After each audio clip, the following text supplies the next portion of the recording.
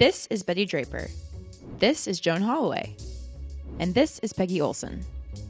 You know them from Mad Men. You know this look, and this look, and this look. But are they accurate? We got this fashion historian. Hi, I'm Raissa Bretaña, and I'm a fashion historian. To fact-check the fashion in Mad Men. First, let's establish a setting.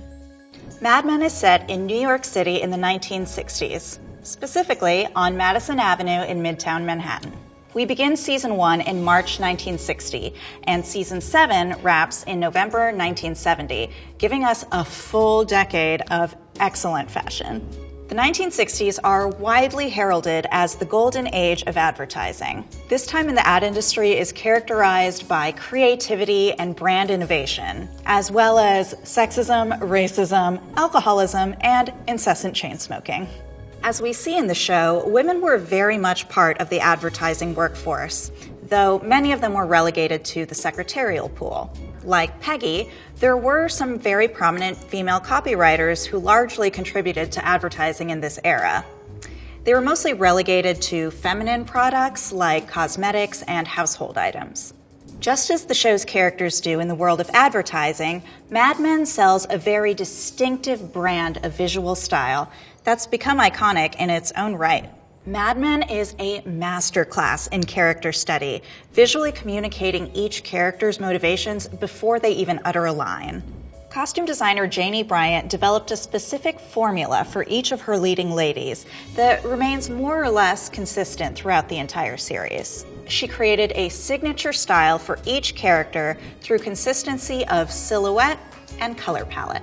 So the costumes themselves are not necessarily inaccurate, but they are highly stylized versions of 1960s fashionable dress that creates a greater visual impact on television. Let's get into the looks. First up, Betty Draper. When we first meet Betty Draper, she is the quintessential mid-century housewife and exhibits suburban style in polished American sportswear.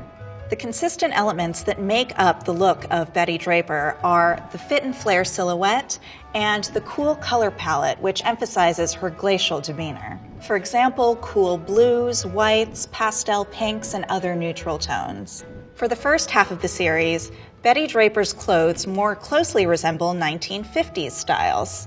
And it just goes to show that just because we're officially in the 60s now, it doesn't mean people just throw out everything in their closets from the previous decade. Furthermore, the continuation of the 1950s styles emphasizes those stereotypical values and gender roles that took place during that era. We see the evolution of Betty's character when she transitions from the role of housewife, when she's married to Don, to the role of political wife, when she's married to Henry Francis. So fittingly, her style icon goes from Grace Kelly to Jackie Kennedy. Time to break this look down. First, the undergarments.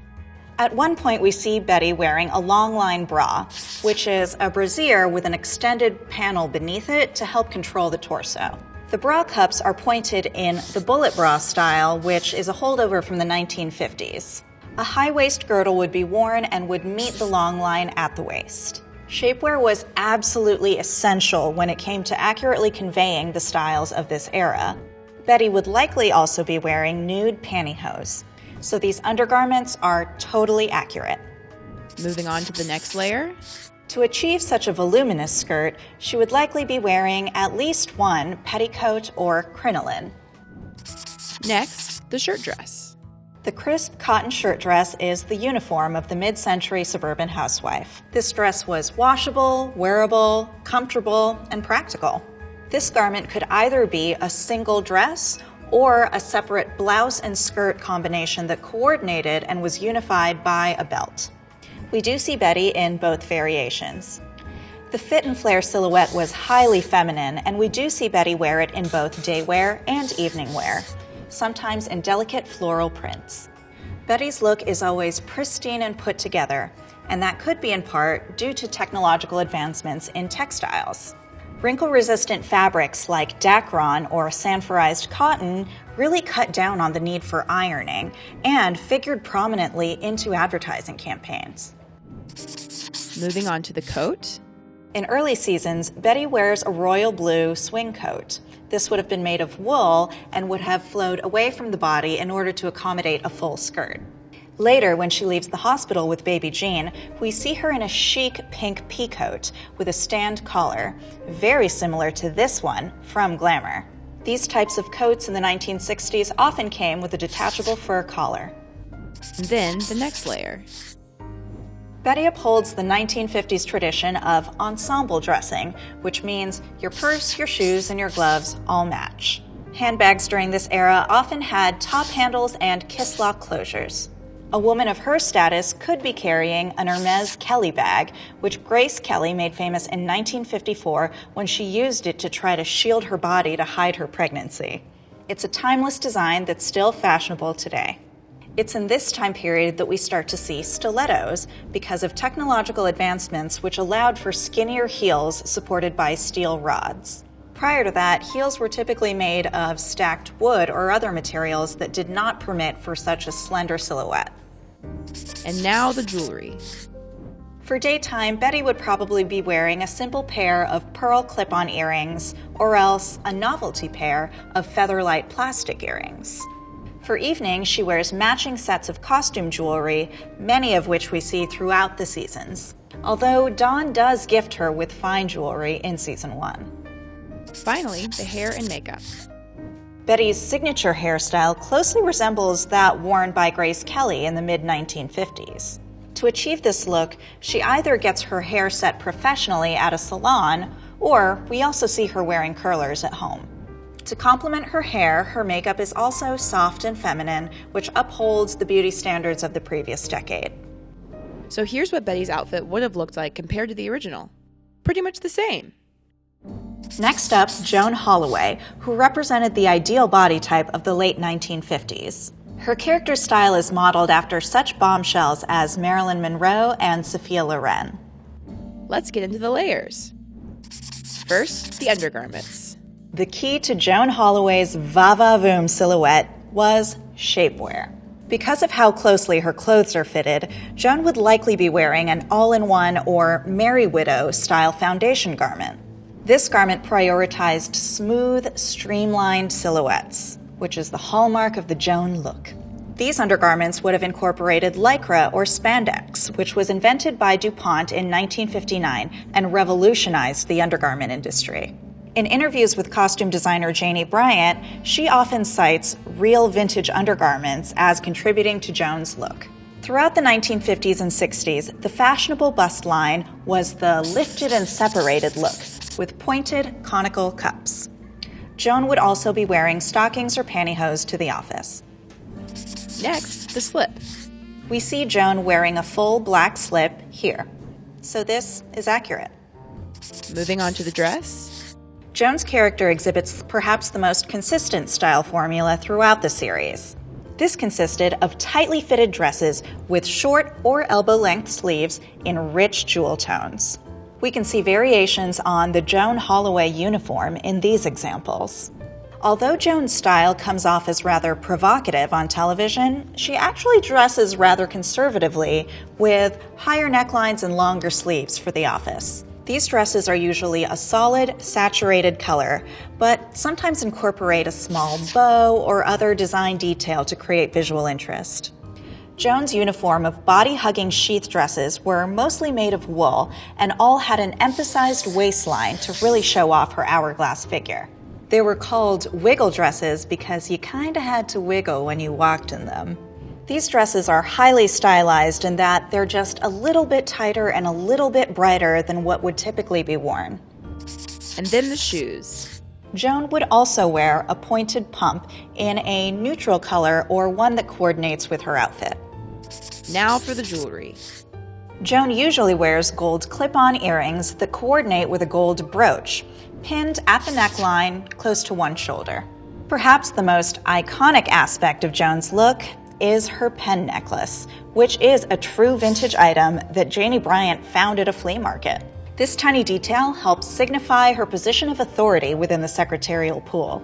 It helps to show that, above all, she is extremely capable and always prepared for the duties of her job. Interestingly, she also tends to wear long gold necklaces of similar scale in her evening wear looks as well. Finally, the hair and makeup. For the majority of the series, Joan wears variations on that distinctive 1960s beehive hairstyle.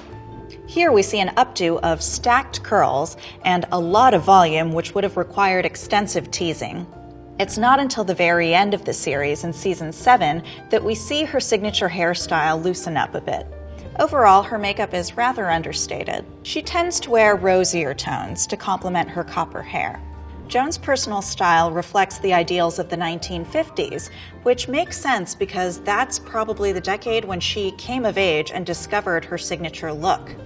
So here's what Joan's outfit would have looked like compared to the show. Again, basically the same. Now, let's break down Peggy's look. Peggy undergoes the most dramatic transformation over the course of the series.